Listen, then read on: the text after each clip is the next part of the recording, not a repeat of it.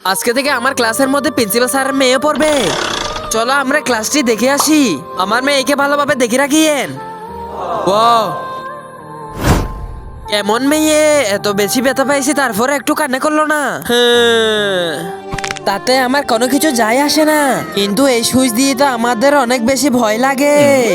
গদগদি, এত বেশি গুদগুদে থাকার পরও হাসতেছো না কেন? তাতে আমার কোনো কিছু যায় আসে না। Happy birthday to you. Not thank you.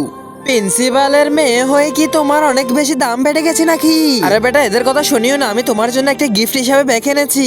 দেখো কত ভালোবাসে বাবা, আমার ব্যাগটি গিফট হিসাবে নিয়েছে। এখন ওর কি হয়েছে স্যার?